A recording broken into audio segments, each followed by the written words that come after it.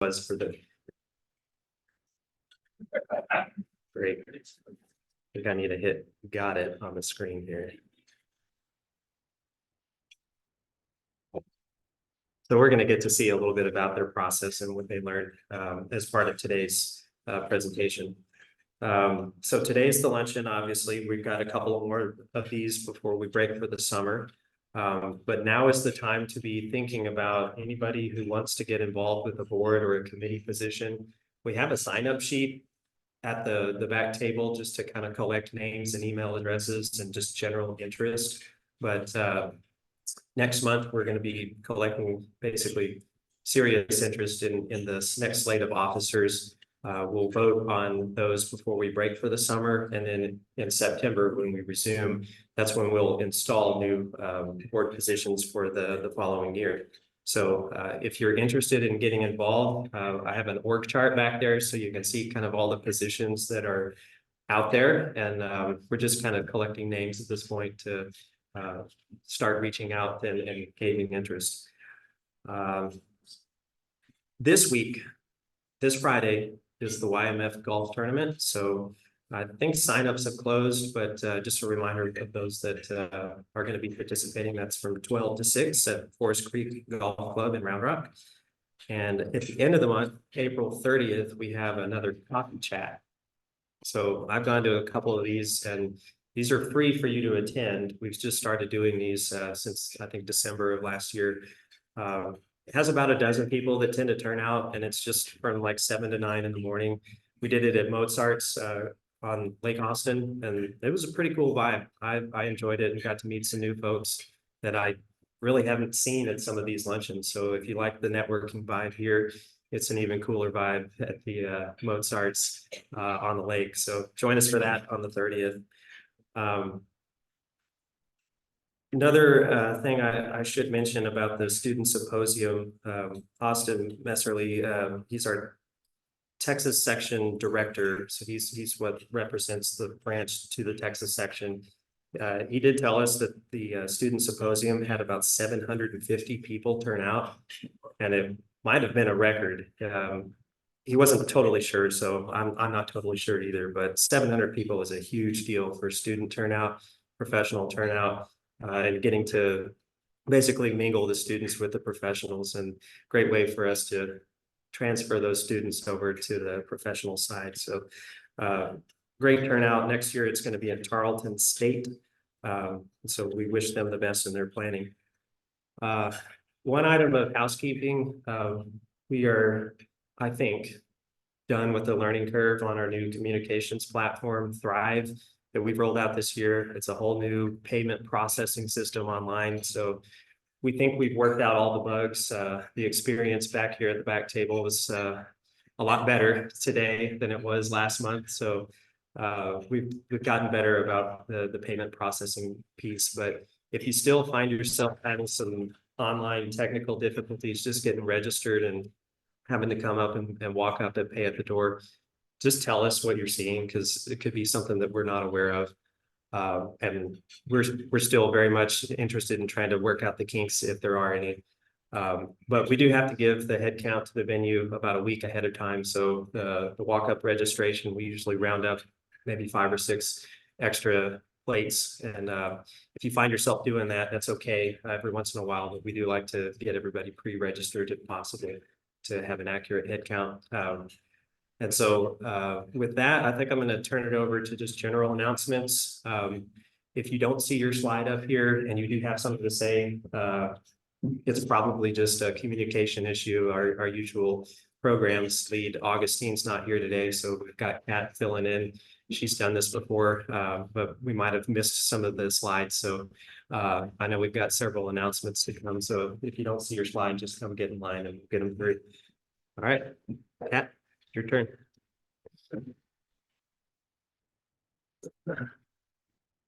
All right, we have a lot of people here today, so if we could just get our speakers, excuse me, our announcement speakers lined up over here, we'll go through these.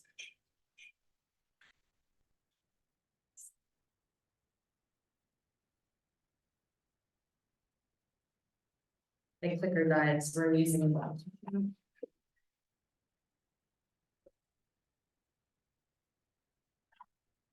There we go. So I think Tyler already went through some of our board seats and committee chair openings. He mentioned that he had a list up there for everyone online. These are our open seats up here. So if anything tickles your fancy, or if you want to go check out the table over there afterwards, please feel free to sign up so that we can reach out and fill in these positions.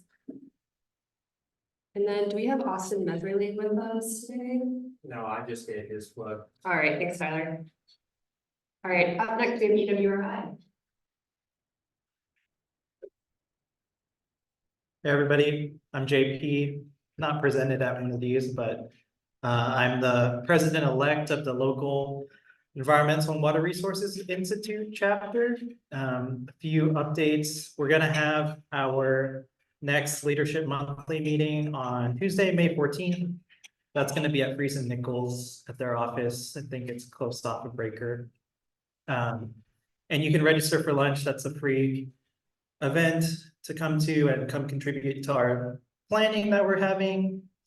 Speaking of planning, we're hosting a rain garden workday and meet and greet. This date is wrong, so I'm here to tell you that it is actually, we're planning on May 18th. We had to communicate with the school a little more, but it's gonna be a maintenance day, and we're trying to add some value to that and provide some opportunity to network and meet others that are similarly minded. So also our annual workshop is planned for November 1st. We've usually had this around the summertime, but to accommodate for the EWRI National Conference, we've pushed it out to November. So more on that to follow. And then finally, we're accepting applications for our scholarship, and we're trying to get those in by June 2nd. So spread the word if you can. And we've got information on the Austin ASCE website if you'd like to know more. Thank you.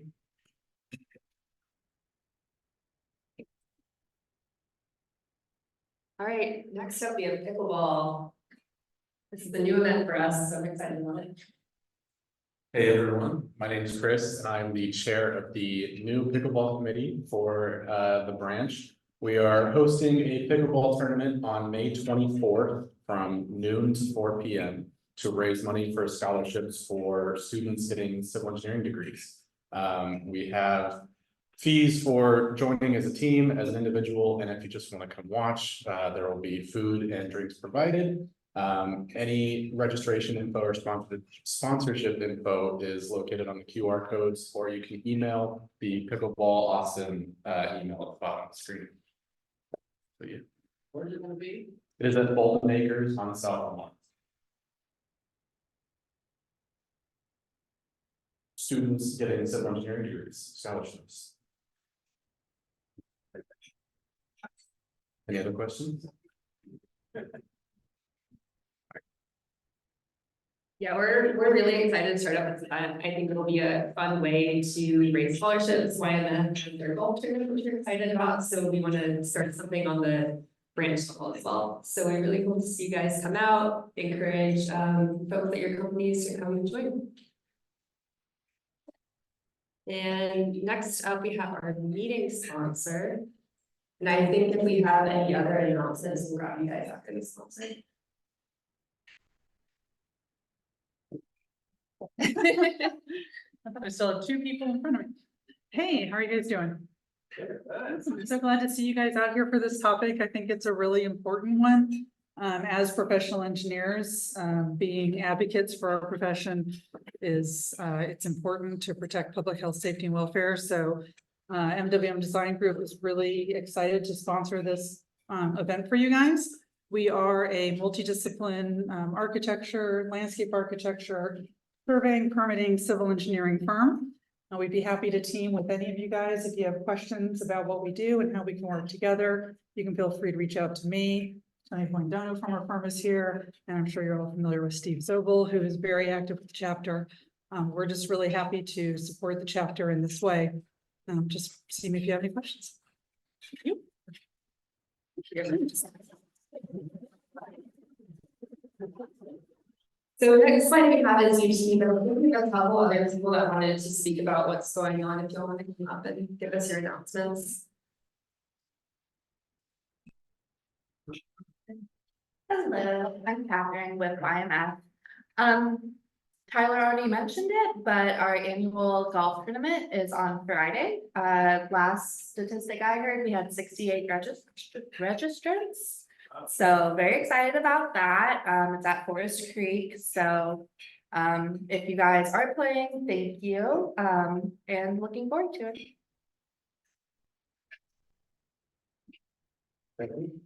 Tony Bonodono, Steve Zobel asked me to come up and give you guys a heads up to start planning for the continuing ed conference. It's planned for mid to late September. It's going to be at the City of Austin Permitting and Development Center. It'll continue to be an all-day event, so up to 8 PDHs. They'll have catered food. They have an outdoor courtyard, and it's a great networking event. So keep that in mind when you're scheduling your September. Thank you.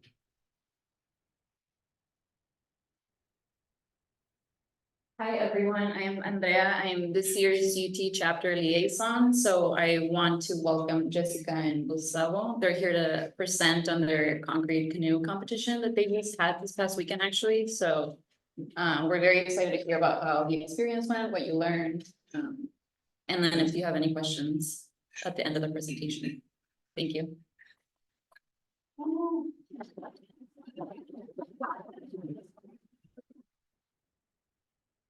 Good morning, good afternoon, everyone. As Andrea mentioned, we're the UT Austin Concrete Canoe team. I'm Gustavo Morales.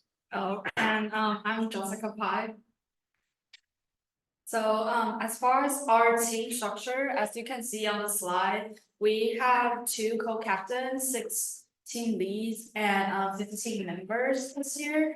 And so from the organizational chart, you can see that we assign everybody based on their interests indicated in the beginning of the semester. And so then to maximize the efficiency during each workday, so everybody has something to do. And next slide.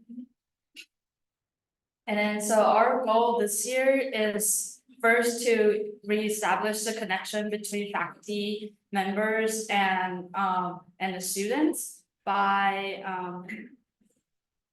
but to pass down the expertise and knowledge. And also like we coordinate with fine art studios and work and the workshop to provide training and other like hands-on opportunities for the member. And to ensure the flow of the workday, we actually create handout and seminars beforehand to making sure that everybody knows what to expect. The build day for construction, whole design and mixed design process, and then using those documentation, we can also pass down to the our future generations. And lastly, one of the big things that we do this year is research, because in the previous year we have cracks in canoes, and to avoid that, we actually test out like different types of concrete mix this year with our dual mold design process. And yeah, this year turns out great. We didn't have any cracks going to a symposium, so that's a great establishment for us. So one of our design objectives this year were, as Jessica mentioned, mitigate the shear cracking that has been seen in the past 2 years in our canoes. When we showed up to symposium and opened up that trailer, the canoe was cracked in half, or it had some crack on the walls. This year, I'm proud to say that it wasn't the case. Our canoe made it safe and sound. So that was part of the whole design objective. Also, the way we developed this was by performing longitudinal and transversal analysis to create cross sections of the canoe that were later used for the CNC cutting to create the molds of the canoe. Also, I don't know if anyone here was at UT in 2019, but we based our model in the abduction. That's how the team was called. And the reason why we based our model to this design, it was because this was the last team that went to nationals. And we printed out 3D models and tested them in a waterfront to check for stability. And it turned out to be that our design this year was more stable than that abduction. And UT actually takes sustainability to it's a really important factor for the school, and that's how we implement it into our design as well. So we reuse as much as material we can from previous year, like recycling wood, scrap wood from the wood shop for the mold, and or just as much mixed material for use for mixed testing. And we also calculate the concrete batch to like really accurate amount so that we won't have concrete waste each time. And even if we have any concrete mix left over, it's used towards display or like any aesthetic part of our project team. So like nothing is wasted. And another thing is we use more sustainable SCM such as fly ash class F instead of and slag 100 instead of class C. And on top of that, we also try to source out local vendors before we source out to like further like other states or something like that to reduce the carbon footprint during the transportation process. So to follow up with our design objective of creating a strong canoe that can mitigate the shear cracking, our team this year developed a stronger mix compared to the past 5 years. And the way we did this was by doing a deep analysis in supplementary cementitious materials, admixtures, and aggregates. Also, safety was always a priority, ensuring that everyone wears proper PPE, and also sticking to the rules, such as because we follow the ACI methodology for concrete mixing. At the end, after 12 mixed trials, we developed a mix that was stronger compared to the one from previous year and the past 5 years, and also it's a mix that was strong, workable. And that was made for simplicity for the construction process, so we can have a smooth product, and also so we can have more control on the workability as well. Yeah, so as for the construction of the canoe, we use what we refer to as a dual mold, the female, which goes on the bottom, and the male mold, which is used to control the thickness of the canoe. So this year we have a thicker canoe, and that was a design objective as well for us to like tackle the stability and also to reduce the shear cracking. The way we did this, we used 112 CNC CNC cut foams and PVC pipes to ensure the alignment of the mold in general. By using this method, we saved 40 hours compared to last year. And also because we were able to control the placement of the concrete and also the smoothness of the concrete, we reduced sanding and the patchwork as well. And for the curing process, we built a fog tent that was made of recycled blankets, and we used humidifiers to provide the required humidity for concrete to cure. And we did that for 35 days. So as for the quality control, we ensure that sticking to the rules and the safety was always prioritized. For instance, following the ASCE standards for concrete testing and sampling, also sticking to the rules that were established by ASCE, ensuring that all the materials we use for the concrete mix comply with the ASTM standards. Also, ensuring safety, as we mentioned throughout the presentation, ensuring that everyone wears proper PPE, ensuring that everyone has proper training in equipment and tools.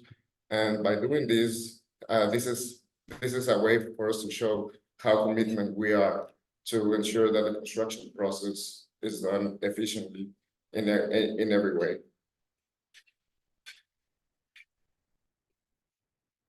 As for the symposium, so as far as the symposium, we actually got third in co-ed racing and fourth place in technical presentation, 5th place in project proposal, and 6th place overall, which was a leap of improvement from last year. And we're really proud to be a part of the team this year. And yeah. Yes, and as for some takeaways, as I mentioned, we made 12 mixed trials compared to last year, which we only made 5. We were able to achieve that in just 1 semester. So that was an innovative process that we established this year to be able to have more efficiency and time to be more productive. Also, something that we missed to mention was that we are the only ones with experience on the team, Jessica and I, who have more than 2 years of experience, and most of our members were younger generations that are incoming freshmen or sophomores that were never part of the curriculum. So for us, leaving the legacy of teaching how things are done, on training them on how to mix concrete, on training them on the design process, which the design process is always an issue. It's always hard to do. That was a big achievement for us because that way we can make sure that the team is gonna last for more years, and the team is gonna do better, learning from the mistakes we made, and they're gonna improve that. And I just want to add on top of the innovative process, another thing we do is change of the project management. So we actually use professional project management software for task assigning and for scheduling purpose.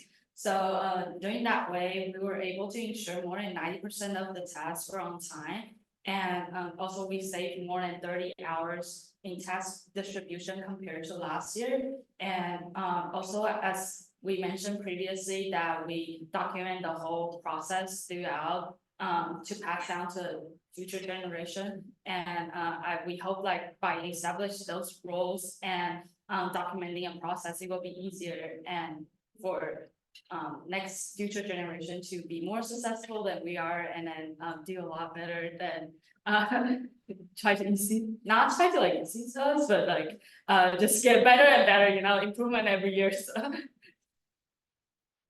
Other than that, thank you so much for the invitation. Thank you for your chapter. Thank you, Andrea, for the invitation as well. We're really glad to be here. Thank you.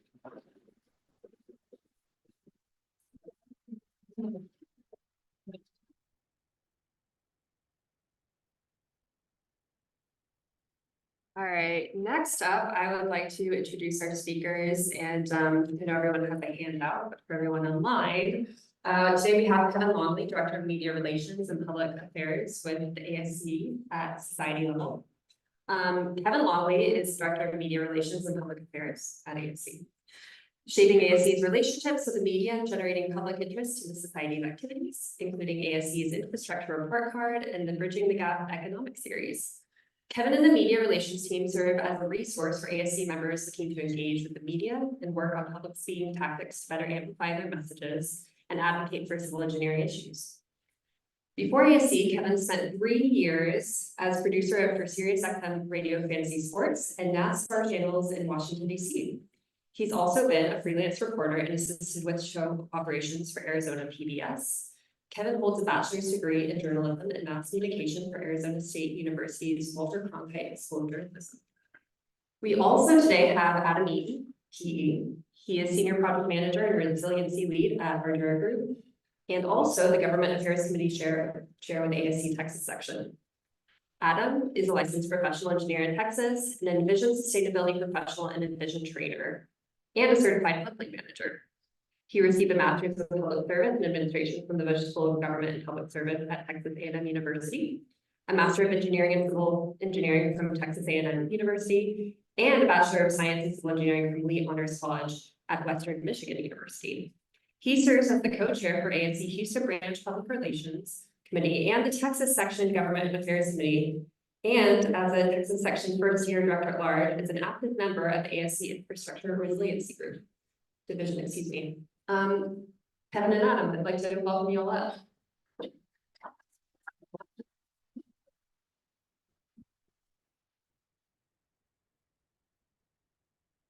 Who's going first? I believe I go first. All right. And we're just using the buttons here. Thank you. Yeah. And because I'm in foreign territory, I'll forego my normal Aggie greeting, so you're welcome. So we're going to start today talking about public affairs. And public affairs is kind of a catch-all phrase, catch-all term that we use for a couple different things. Whether in Houston, we call it our Public Affairs Committee. At the section level, we call it the Government Affairs Committee. I think you all have a Government Affairs Committee here. Public affairs kind of captures a little bit of everything. So some of the definitions that we talk about: advocacy, government relations, lobbying, and education. So when we talk about with respect to ASCE, what we're doing with public affairs are all of these things. Now, I do want to highlight, this is not a full letter. A lot of people, I think, attach a negative connotation to lobbying, but lobbying is a very powerful tool. We lobby. At the local level, at the state level, at the federal level, we lobby. The legislative fly-in that happens every year, we lobby. The legislative drive-in, we lobby. So when we talk about lobbying, it's important to kind of separate, again, that negative connotation to what we're actually trying to do. So lobbying activities to influence a specific ordinance, county regulation, state law, or federal law, right? So we'll get into this, but ASCE has specific rules about lobbying, but we are allowed to do it. But then also looking at advocacy and education, right? So those are probably more of the less offensive terms that we do. So advocacy activities to support, recommend, or encourage a particular action, policy, or law. And then education kind of supports advocacy and lobbying. And then again, government relations is kind of an umbrella term as well, influencing elected officials to support our policy objectives. So again, we may lobby elected officials. We have a set budget. So at the state level and at the section level and at the branch level, we have set budgets for what we can do spend on lobbying. It's not a whole lot, but it's not an unsubstantial amount either. What's important for us as members, we as ASCE may not endorse any candidate. So ASCE will not come out in a mayoral race and say, we support this person. You on a personal level may do that, but you may not do that on behalf of ASCE. And again, same thing, ASCE may not donate to any campaign. You as a person can on your own personal level. And those two things are important. This is a good way to get involved in government affairs in your own personal capacity by donating to campaigns, by endorsing candidates, by learning about them. So as we're looking at participating in ASCE activities, again, kind of know where the lines are drawn, but understand that in your personal capacity, these can be powerful things as well. So again, we may lobby elected officials. There are legislative actions at the federal level, again, through the ASCE fly-in. We meet with representatives, we meet with senators, and we try to get them to vote the way we'd like them to vote, the way we think based on our professional capacity. So when we're talking about what we do in terms of the Government Affairs Committee or the Public Affairs Committee, we kind of stick to distributing educational materials. We use the infrastructure report card quite a bit. So back in 2022, myself and Michael Bloom, the other co-chair for the Government Affairs Committee, we met with a number of state committees in the Senate and the Texas House of Representatives, and we used the infrastructure report card, the 2021 infrastructure report card, extensively. And then that ended up actually being referenced in a couple of the committee actions. Specifically the Natural Affairs Committee when they were talking about our Natural Resources Committee when they were looking at the flood infrastructure fund. So a lot of the materials that we produce get used in committee hearings and then used to develop committee reports. Our educational materials are based on facts rather than unsupported opinions. We can offer ASCE's position of view. Again, we don't, with these education materials, it's not so much go do this because this is the background behind it. Must be tailored to the background and training of the intended audience. So you don't want to write anything highly technical for non-highly technical, but you also want to make sure that they understand what we're trying to ask them to talk about. So, and we align a lot of these education materials at the section and branch level with the society policies, society level policies that are promulgated. So thinking about it locally, we've got a couple pictures here with some of our county commissioners over in Harris County. We share the national and state report cards. We represent the local ASCE branch. We are there to bridge that gap between, you all as the Austin chapter and then elected officials here in Austin. We provide input, guidance. They call on us when they have a question specific about infrastructure. And if we don't have the answer ourselves, we know who to point them to. It's also about building and developing personal relationships. So, it's no secret that infrastructure is a big deal. Infrastructure funding is a big deal. And so when elected officials have a question, they want to bounce ideas, we're trying to get in the room to be that technical resource as opposed to a business resource like ACEC or some of these other groups that are advocating more for their members or their member firms. We're advocating for the public. So that's kind of this last part, trusted nonpartisan advisor on infrastructure issues. We have the answers. We're the experts. We're trying to get them to understand that we're the experts, and then we can go back to answer their questions. So the society level, public policy and public affairs and government relations are all part of the ASCE strategic plan. Specifically, advocate, promote and facilitate civil engineering leadership and developing equitable solutions to global challenges. Again, we're the experts. We live and breathe in this space. And so when it comes time for our elected officials to start making decisions, we're the ones that want to be in the room helping. And so advocacy really helps us get into the room to talk to them. So this is the ASCE statement on advocacy: promote and facilitate civil engineering leadership and developing solutions to global challenges. Equip civil engineers to shape public policy and awareness, right? So that's where when we again go talk to our elected officials, we want them to understand that, again, from our side, we also have to understand a little bit of the policy kind of arena, but more so, we want to help them formulate policy and promulgate policy. And to do that, we go and advocate at all levels of government. So this is kind of from the Texas section and the Houston public affairs, Houston branch, but how does ASCE do public affairs? So at the local level, it's important to identify our elected officials, subscribe to newsletters and social media, identify relevant national ASCE policies, and develop positions consistent with that, right? So it's very important that as we're going out and meeting with public officials, whatever level, that whatever we're presenting to them aligns with society level. We don't want to contradict. We don't want to go say anything that doesn't align with what ASCE has. If y'all haven't looked at the ASCE policy statements, I highly recommend you do that. There's a lot of them. And they're written very well. So to understand kind of where ASCE stands on a number of different issues with respect to infrastructure at a public policy level, I suggest reading through the policy statements. Meet with elected officials. Again, introduce yourself as a civil engineer, and then if you're representing ASCE, make sure they understand that you're representing ASCE. You want to share your infrastructure expertise, whether it's your specific discipline or kind of your understanding of the industry as a whole. We have to plug the infrastructure report card. We are going through the 2025 update now, but the infrastructure report card, especially at the state level, is a very powerful tool, very powerful educational tool that we have. Build relationship and stay in touch. Again, we're trying to be the people in the room when the discussions are happening around formulating infrastructure policy. We want to be the experts that they turn to. And it's helpful to, once you've established that relationship, to not just stay in touch, but to forward them relevant information. So some of the city council members in Houston are very interested in green infrastructure and resiliency. So every so often, something interesting will pop up in either a project or an ASCE story, and we'll forward that on to them, let them know, hey, we're still thinking about you. You were interested in this, and that keeps it alive, especially if you make it more personalized.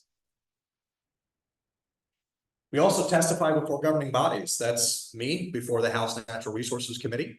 So when we go and talk to the legislators in the off season, in the off session, We help them with the interim charges. So I think the Senate interim charges just got released recently. And each committee has to put together their report based on those interim charges. And so we try to meet with them in the off cycle and help them provide them the information that's needed to write those interim reports.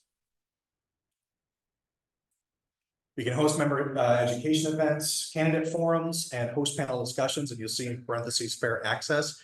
We don't get to pick and choose who we want on the stage. We let them pick and choose who wants to be on the stage. So if there's 10 candidates, you open the invitation to all 10 candidates. If 6 show up, 6 are there. But we don't get to pick and choose. We think this is the front runner, these 2 are the front runners, so let's invite them. We don't do that. Same thing with panel discussions. We try to open it up to as many as possible. We have a good panel discussion in CCON that we, again, based on where it's located, where the conference is located that year, we try and get elected officials from that area to come speak. So invite them to project tours, right? So at a branch level, you can invite them to projects that your company yourself is working on, or other tours and events that the branch is organizing. So knowing all that, at a personal level, what are the next steps? So at the local branch level, you can participate in, again, in Houston, we call it Public Affairs Committee. Here you call it Government Affairs Committee. I see that your chair position is open. So if anybody has any questions about that, myself and Michael Bloom are more than happy to help talk through how to kind of set it up. But participate in those, attend meetings with more experienced ASCE members. If you want to come and join us talking to elected officials during the interim session, we can do that. And then get coaching and organize your own meeting to go meet with, again, local or state officials. State section level, similarly, come participate in our meetings. We have them once a month, Friday mornings. Sign up to attend the annual Austin Drive-In. If anybody's going to CCON, try to attend the legislative panel. And then at a federal level, society level, sign up to be a key contact. So key contact is a very easy process, but it's also a very important process. So you will get emails from ASCE that says, hey, we'd like to support this legislation, or we'd like you to help support this legislation. Type in your name and address. It auto-populates your representatives, and you just it's an automated message, and you send it on. And that helps us expand the reach of the number of elected officials that we're reaching with some of these policies some of this advocacy that we're trying to do. And then if you want to apply to attend the annual legislative fly-in, it's a fun time. It's in DC. It's usually the last week in February, first week in March. It's a Thursday, Friday, Saturday. So that again, we usually get a small group, but it's a lot of fun to go and attend that. And with that, I will hand it over to Kevin. Thank you. And yeah, the next legislative fly-in is going to be actually it's going to be late March in 2025, and that's going to be a really interesting one because it's for the first time in I believe 8 years or so. We're going to be releasing the national report card in the day before the fly-in, and then we're going to have all these new printed out national report cards, and we're basically just going to march on the Capitol Hill and spread them everywhere like wildfire. So that'll make it interesting. It'll kind of we'll kind of have a one-track mind at that point when we're focused on the report card and the rollout, but that'll generate a lot of buzz. And so that'll be a good thing to arm yourselves with going into those meetings. But hello, Kevin, and thank you for that introduction earlier. It's always great to be able to check in with all these Texas events. So before I get into a bit of the PR side of things, I just wanted to touch on why it's important, why it's something that you all should care about, whether or not you care to be in front of the camera or want to be quoted in newspapers and whatnot. PR does not just mean TV. It does not just mean being a spokesperson necessarily, but it does mean communicating your messages really well and broadening them. And really a lot of the key concepts in public relations fall under government relations or public affairs or government affairs. It's just changing who your audience is. So before you're thinking a lot about who you want to reach, whether it's different legislators and people that can impact legislation that impacts your field, this is broadening it not only to just members of the media, although 2 members of the media, but also who those media members reach out to themselves, who are their audiences. you're basically using members of the media or the outlets themselves. If you're just doing an op-ed or a letter to the editor and you're kind of bypassing reporters, you're using them as a tool and an avenue to get to their audiences. So you're almost like seeing right through them into the people that you actually want to reach. So a tactic I used to do when I would speak into a camera, oftentimes people would tense up. They would think about just like the camera lens and whatnot. And it didn't feel natural and rough and whatnot. But if you think of that camera as like you just look through the lens and you picture like the type of person, the community, the audience that you're trying to reach, and you're just talking directly to them, it really helps get your message across.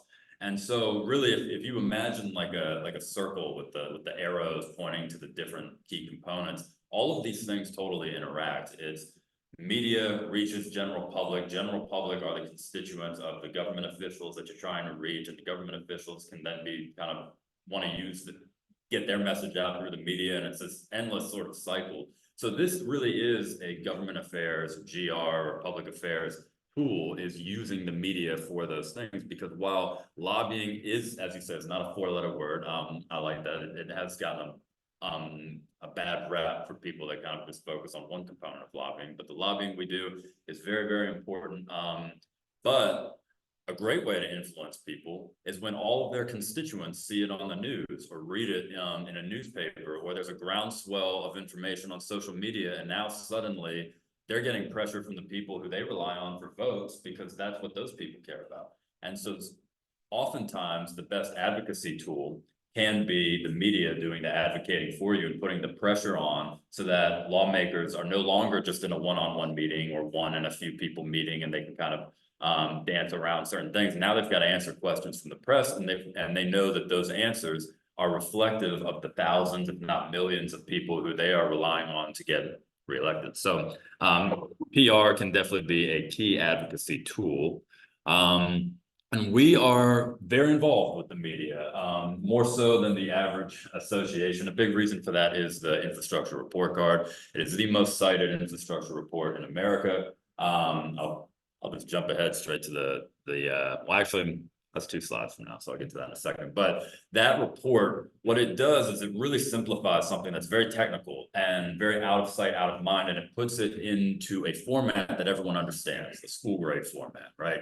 And so everyone can kind of get that. Sometimes, you know, we waffle on grades and whatnot, but it does paint an overall picture that is easy to dissect. Just this morning, I was coming in, we had a mention in Newsweek, and they're trying to make sense of what Utah's dams are like, because one of their major dams has a crack in it, and they're wondering, you know, has there always been an issue? And every article that has touched on this, they're citing Utah's dams chapter report, and it just kind of contextualizes what people are seeing. And so that's what we try to do. I tried personally to try to simplify things as much as possible and take these things that are really technical and hard for a lot of people to understand and just put it in layman's terms, which you'll see later on is very, one of the people that's the best at that is Maria Lehman, who's past ASCE president. She does a ton of our interviews, and I've always found it fortuitous that her last name is Lehman. Kind of touches on that theme. Before I get into it, I did just want to go over our protocol really quick. Much like you were mentioning about advocating for certain issues or different elected officials and whatnot personally versus in ASCE, the same is true for media. We don't forbid people from doing media interviews on their own without contacting us, but if ASCE is going to be mentioned, and if ASCE is the title you're using in your report, we do need to be involved in it, just so we can make sure that all those things you mentioned before, Adam, the policies and our viewpoints on things are all lining up, that you have talking points from us. Maybe sometimes, and don't take it personally, but maybe sometimes we have someone that might be a slight better fit for that interview based on maybe a title that they have that more correlates with what the reporter is looking for. Maybe they just did an interview that's very similar and they can knock this out, or they're just very familiar with the topic. So no matter what happens, if a reporter reaches out, please reach out to myself or my colleague Rob Markmet. We're happy to answer any questions. We'll deal with the coordination for them, whether it's timing and just going back and forth between the two of you, also so that they don't just start pinging you relentlessly. So if they come through us, it means they're not just going to be bothering you at work. We can kind of then dissect how to coordinate all the communication. But you reach out to us, as I mentioned, we'll figure out the angle. Sometimes you need to dive a little bit deeper into their angle. Sometimes their angle seems to be totally inconspicuous on the surface, but if you do a little bit deeper diving, you start realizing, oh, that's a can of worms we don't really want to get involved in. And so we try to make best sure that that's not going to happen. Sometimes it does. Sometimes they pull things out of left field during an interview, but for the most part, we're able to mitigate that. And then we'll coordinate the interview and set all that up. But yeah, please reach out to us. That's the first step along the process. So I mentioned before, ASCE is very active in the media. This might seem like an arbitrary number, January 1st, 2021, but it's just about a few days before our last failure to act economics study was released, and almost 2 months exactly right before the last national report card was released. And that had a huge media groundswell. And right when I was starting to relax for a couple of days, President Biden dropped the American Jobs Plan, and it just came back in full force. And so we've gone through several cycles of this. Any outlet you have ever thought of, ever witnessed has mentioned this report card or mentioned ASCE in some capacity. We pride ourselves in not being a partisan group, and that's part of the reason why so many people take what our reports say so seriously. Also, as you mentioned, the reports are not based on just opinions. They are based on publicly available data, so that really helps the messaging. But about a week or two ago, we had the Baltimore Bridge collapse. We did 60 interviews over 3 days from every outlet you can imagine. And I always thought this was funny because don't let anyone call us partisan, because we had, within a 12-hour stretch, we had our president-elect president on the Morning Joe, and a few hours earlier we were feeding information to Hannity's show. So we really cover the entire spectrum, and I think that's why people keep coming to us, because we focus on facts, we focus on figures, and we make things digestible for all audiences. So that's going to continue. I'm hoping we can get to 100,000 before the next report card release. So when you're creating your advocacy tool, in this case, which is your outreach, your communications plan, and we'll go over a few of the communication strategies on the next slide. But you need to think about who your audience is. We talked about for government relations, you're thinking a lot about who your legislator is. And so to do that effectively, you have to go into their past and look at what matters to them. And you need to kind of cater some of your information to that interest. You need to do the same thing for media outlets, depending on what they tend to cover. Do a little deep dive, maybe on the reporter when they reach out. And then if you're doing the outreach, you want to make sure you have figured out who it is you're trying to reach. Just saying Texans, just saying people people across the country, the general public, that's not really good enough. You're just going to be barely hitting on certain points that matter to individual people. Is it the business community? Is it environmentalists? Is it parents and small families? Is it rural areas? Is it any number of things? As I said, the business community, we have different talking points no matter who you're talking to. So when the IIJA came out and we were focused heavily on how to message that, we had sort of right-wing talking points, we had left-wing talking points, we had business-focused talking points, we had equity-focused talking points, we had climate talking points, we had all sorts of different talking points that you could focus on, not only for when you're trying to reach those people through reporters that have reached out to you, but if you're going to write an op-ed or a letter to the editor, or you're releasing a state report card and you're trying to come out, what are the things that we want to get out there in a press release or a media advisory? How are we going to pitch this to people? The great thing about covering infrastructure is that it's something that touches everybody monumentally. And because of that, there's always some sort of slice of the pie. I think probably I'm just looking at the cheesecakes and that led to that. But there's always a sliver for everybody, right? So just figure out what that is and cater to that person.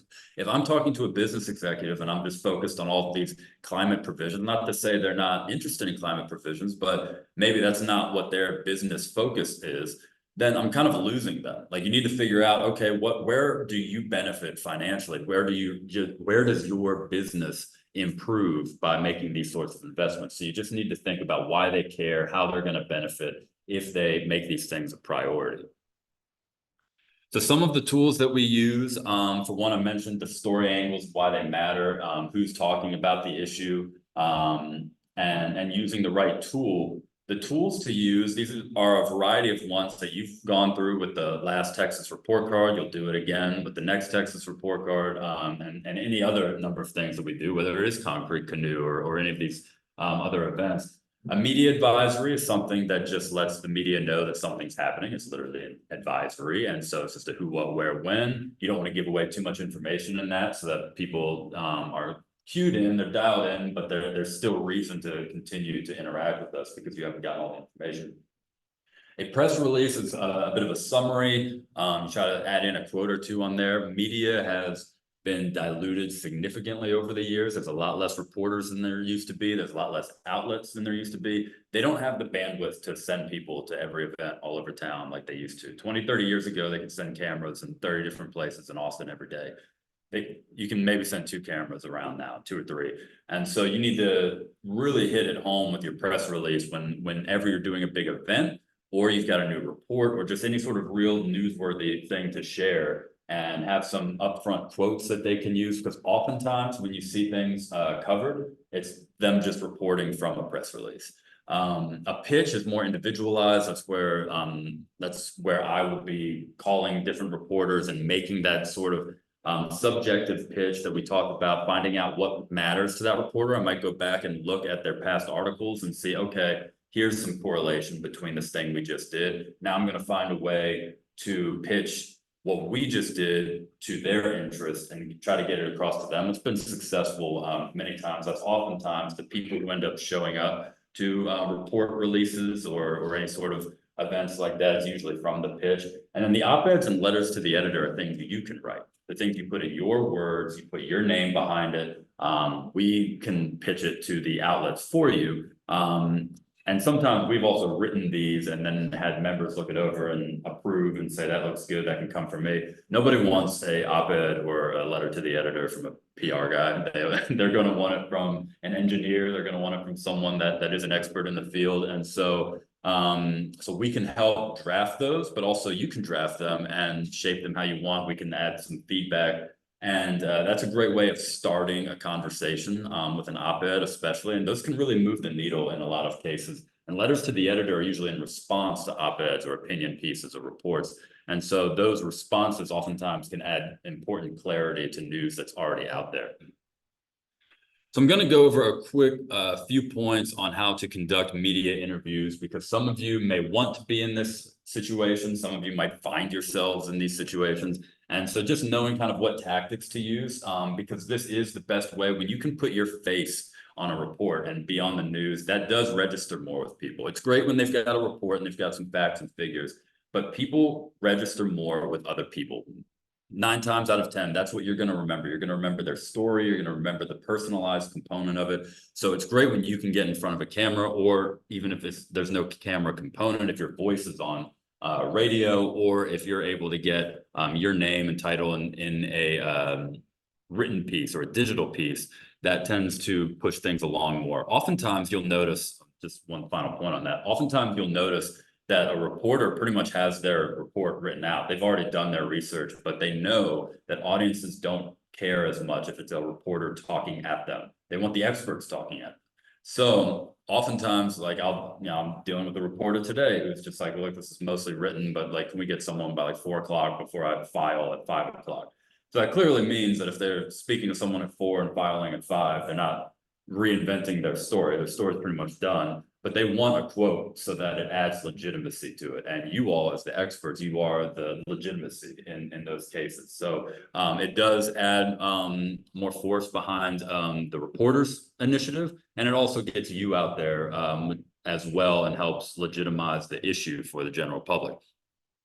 So as far as interviews go, we follow this pyramid. I don't know who came up with this, but I do know that this this does tend to play out truthfully. Oftentimes you'll see these interviews that don't go well, and if you actually break apart their words, if you close your eyes, you'll notice that it's not necessarily that bad of an interview. It's the delivery. It's not necessarily the words. It's how they presented themselves that tended to be the issue. And other times you'll hear things, and politicians do this all the time, great business leaders do this all the time, where they say a whole lot of nothing, but they're really confident about it. And they've got a really good delivery. And so you walk away from it, and 20 minutes later, you might be like, I don't think what did they say? I didn't really pick anything apart from that. It's like, Paul, it sounded good at the time. So your foundation, your body language, and your tone, those are the most important things. Don't be darting your eyes around. Try to stay on message, stay, let's say if this were the camera, oftentimes we do a lot of Zoom interviews. So oftentimes this is the camera. Make sure that you're looking straight at it, that you feel confident, maybe having a little bit of movement like this so that you feel more fluid and like someone that's confident with where they're at. But you also don't need to be doing all of this all the time because then that's just distracting. But the foundation is the biggest key. It's coming up with what your overall message is, and you should try to figure that out before you ever go into an interview. You should always know, and this applies not just for media, this applies when you meet with legislators and all sorts of different things that you do, job interviews. If you have one or two key things that take away from a report, you just did this 120-page report, and yet you got to sum it up in 2 sentences. When we invest in infrastructure, these people save, or something of that nature. You can keep coming back to that with a tactic I'll mention in a second. You can keep harping on your foundation, and everything that you say can somewhat relate to that foundation. And the more you keep bringing that back, the more confident you seem, and the more on top of it you look. We don't need to go through all 10 principles of communication, but being honest is important. And try not to get flustered in a moment where you're trying to have all the answers. It's okay if you don't have all the answers. It's less okay if you give an answer that's not correct, because then you get called out on it. So it's important to stay honest, and being brief is really key. Saw that the average soundbite that gets used is about 7 seconds long. So it's important that when you have a key message, you stick to it and you don't veer off too much from that. I will also note one little side thing that's not on this. If you're ever in an interview and you're on the phone with someone or you're speaking through Zoom, reporters are trained to let you keep talking for 2 reasons. One, they don't want you to be saying something great and then they jump in and ruin it. That's reporting 101 mishaps. Secondly, sometimes people get nervous and they just keep talking because they want to fill the space and they feel like maybe they didn't give you what you want. And oftentimes that's where the juicy elements come if you're a reporter or a producer. And so I've watched this. Sometimes I'll listen in on Zoom interviews, and I've had some incidents that made me remind myself that I need to bring this up during these PR trainings, is that sometimes you really do need to think, I can't, when you have said what you want to say, just stop. They are trained to, there's going to be an awkward pause, but they're trained to do that. And if you just get nervous and you start saying more, you're going to come off as nervous. And now you've messed up that tone, foundation, and everything else we just mentioned. And you're saying probably more than you should, or now you're coming off as a little defensive just because you were afraid of that little gap. Just wait it out, give yourself a deep breath. They'll know that there's nothing left and they'll move on. Having energy, but as I said, not too much energy is important, and trying to take the negatives and bring them into the positive light is always essential.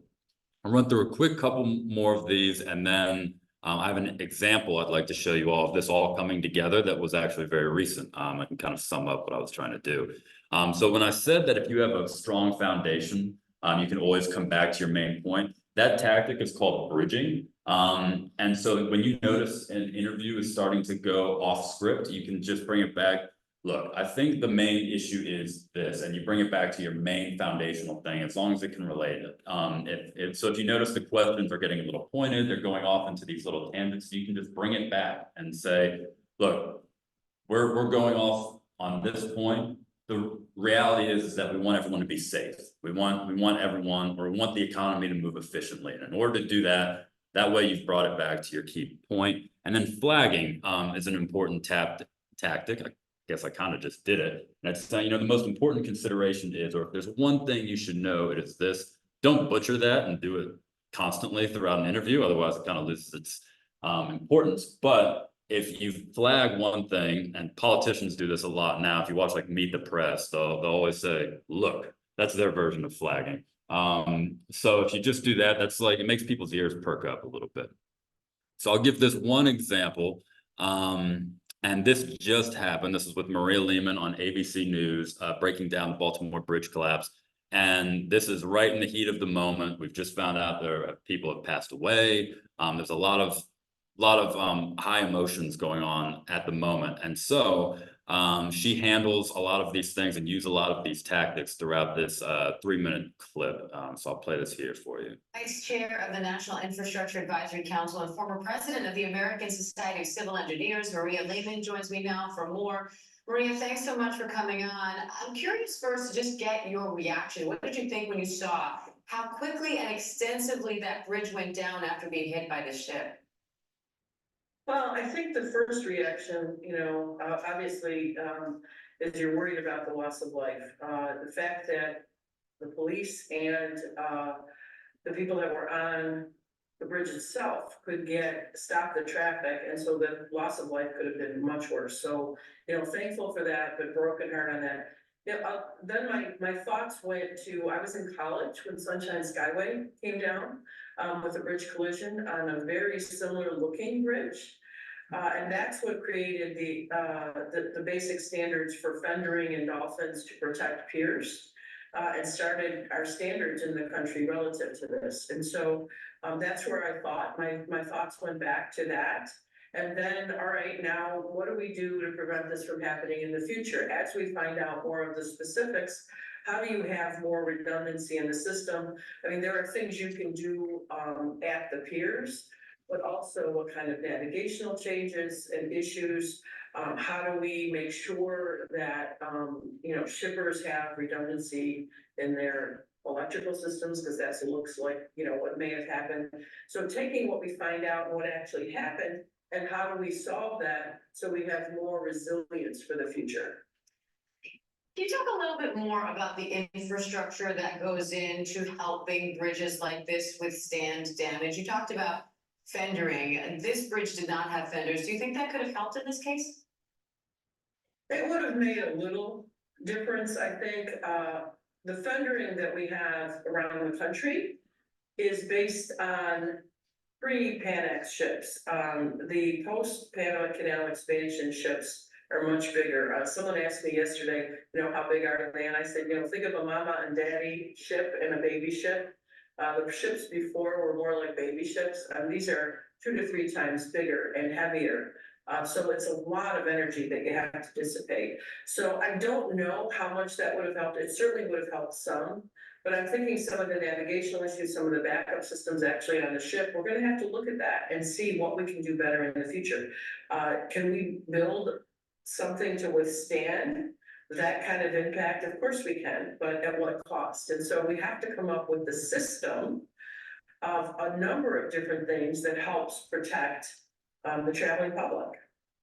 Maria, in the country's infrastructure report card, bridges were the only category to go down, dropping from a C+ in 2017 to a C in 2021. How concerning is that? And what does it say about the condition of our bridges across the country? Well, let me tell you a little bit about that. So structurally deficient bridges were originally what we looked at, right? So it's bridges that have issues, whether they're too narrow, whether they're having issues. They're still safe to drive on, but they don't have that resiliency built in. And we used to use that as our key metric. But then we started thinking about the fact of the age of the bridges and how many are in fair and poor condition. The average age of a bridge is over 50 years in the US. And when I was on that report card committee that put that 2021 report card out. And for the first time since we've been record keeping, there are more bridges in the United States in fair and poor condition than there are in good condition. And that's why that grade went down. Fair condition means you can still fix it. Poor condition means you have to replace it, and that's expensive. We don't want those fares to go to poor. We want to be able to fix that. The bipartisan infrastructure law, 60% of that money went to roads and bridges, and 60% of that money went to bridges. So there was a huge investment in bill to rebuilding both large bridges and last mile, small bridges in local communities. And so we were very happy with that investment to really help raise the grades. All right, Vice Chair of the National Infrastructure Advisory Council, Maria Lehman. All right, so yeah, thank you for listening to that. But yeah, it is a good example for taking these kind of broader concepts. What's a structurally deficient bridge? Where's this money going? What's the difference in these ships, and all making it a lot easier to comprehend why you should be fixing up these fair conditioned bridges versus poor. Examples go on the baby ships and whatnot. It's kind of an imagery that everyone can understand. So she mentions a couple resources. I'll just point out a couple more before we open up just a few questions. So the government relations team has put together a couple reports in the past year. Around this time last year, we put out this Pathways to Resilient Communities guidebook that has references to all of our standards and hazards materials so that they can be adopted nationwide and in all sorts of different communities. This was really popular during the fly-in. A lot of people, a lot of legislators picked up on this. And then the one on the right was a partnership with us and the National Governors Association on our strategies for how to address workforce shortages, workforce challenges. So that's something that is just going to be a problem or an issue that's frequently brought up for years.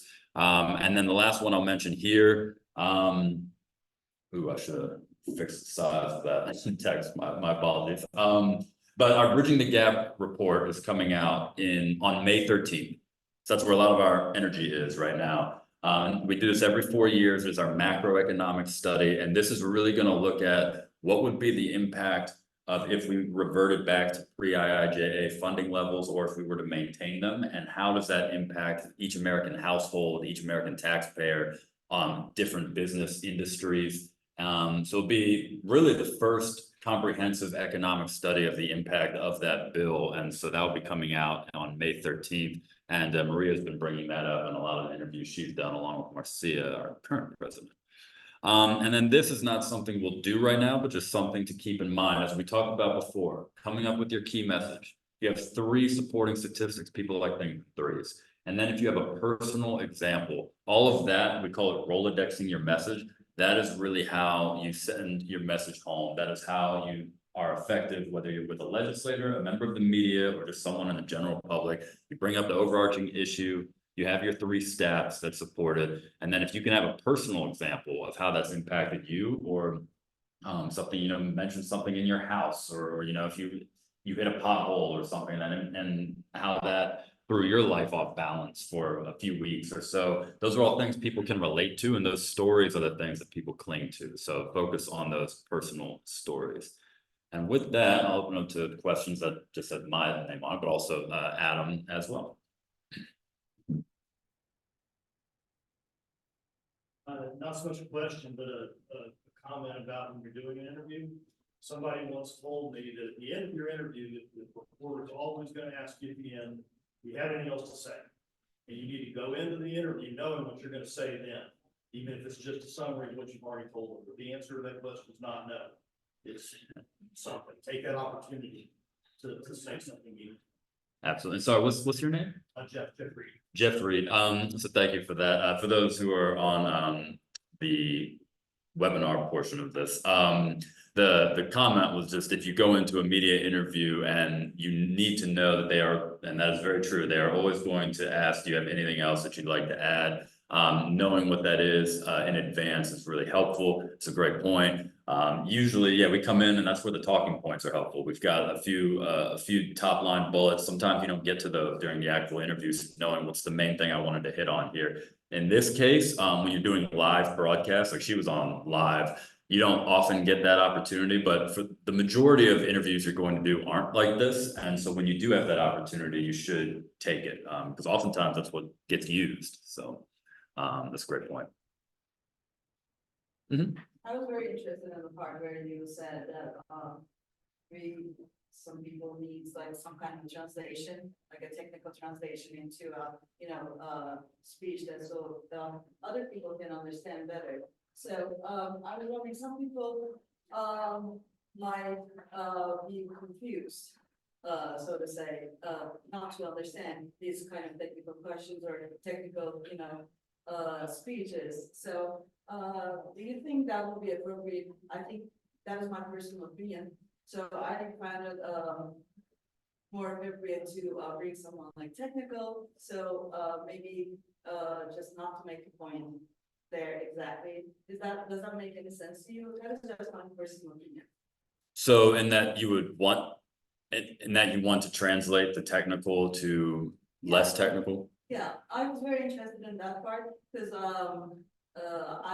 I'm from another country, so it is very new to me that, people are trying to, put, emphasis on this subject very particularly in here. Mhm. So, it was just a curiosity. Yeah, absolutely. And so what was your name? Sinan. Sinem? So for the audience, she was mentioning that if you wanted, should you be sort of translating these technical terms to make them more relatable, and absolutely, absolutely. Think about, I'm sure everyone in here has at least a family member or a friend who doesn't know anything about engineering. Like, would you come to them with, you know, NBI ratings, and even the term structurally deficient doesn't make a lot of sense to most people. You hear structurally deficient, you think thing's gonna collapse in on itself. So that also has drawn some ire. So just explain, try to paint a picture with your words. That's really it. I think radio kind of taught me that out of necessity. You had to keep talking and create a picture with your words. You didn't have the visual aids that they have on TV, but if you do that on TV, that's also helpful.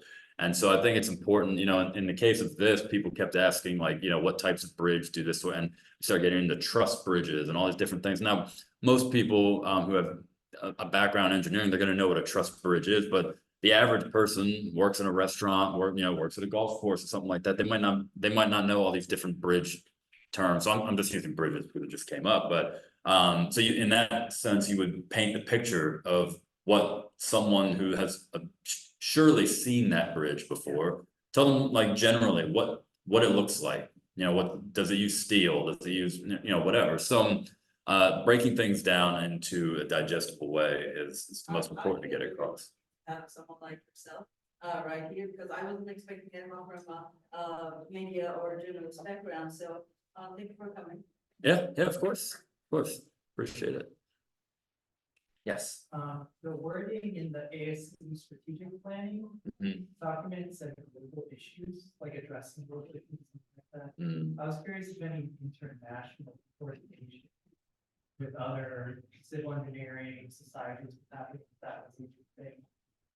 Yeah, sorry, what was your name? JP. So JP, thank you for that, and for people tuning in. That was, you know, the strategic plan mentions global initiatives, and so are we coordinating with anyone internationally? Absolutely, and we also do that on a media level. We just did interviews with The Guardian and BBC. We did a lot of British-based ones for that. But I mean, we had, I believe it was in Yemen, the dam failure a year or two ago, and then we had the Turkish earthquakes last year, and so we had committees all over the place. We sent people from the US to those regions to help inspect, but we also had people, we had boots on the ground. We have thousands of international members, and so we had boots on the ground there that were starting to inspect, and then we were working on doing interviews with outlets in those areas. Adam, I don't know if there's anything you want to touch on, either the international component of it. No, I think it's just, I think I can speak about it, just in case. I think it's important to understand that the American part of the American Society of Civil Engineers doesn't just limit our membership to the United States. We do have ASCE members across the world,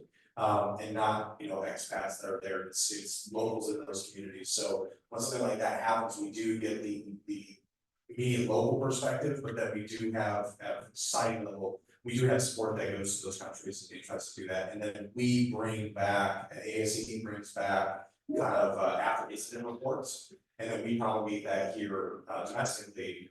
And again, distilling it down so that we can understand it, so we have to do with other audiences. But we do bring those international perspectives here, and then we bring our perspectives internationally as well. So, because a lot of the issues that we're facing in the United States are what other countries are facing too. So global issues are not necessarily unique or distinct to our states or the country. It's what everybody's facing too. Thank you. And yeah, even at the fly-in, we have representatives. I think we had a whole contingency of people from Congo at fly-in this year. So I mean, we have people from all over the world that come in, and so yeah, it's, I think almost every continent, maybe not Antarctica, but most continents are represented by ASCE. Well, Thank you. thank you for coming and. Oh, being us. yeah, of course. You're welcome to the guide. But as a thank you for coming and speaking to us today. We appreciate it very much. Can I just make one more? Absolutely. So again, I saw that your chair for the Austin Section Government Affairs Committee is currently open. If anybody has any questions about, how to set that up, how to conduct activities, if you want to start looking at establishing a Government Affairs Committee, please reach out to myself. Michael Bloom, who's the chair and the co-chair. Reach out to Tyler, we'll be happy. The presentation I gave today is part of a kind of hour and a half long workshop where we walk through all this and we do a role playing at the end. So we're happy to come over and do that with you all. But again, if you're looking at trying to start it up, trying to get momentum behind it, please don't hesitate to reach out. I think you have my contact information. We're more than happy to sit down and talk with logistics of how to set up a successful government affairs committee at the branch. So, Yeah. thank you. I appreciate that, and we do have a couple folks on the board that have had that position before that can help out if anyone is interested in that. That's something that we would really like to get going again. But yes, we appreciate y'all coming. Can we get the membership number for today?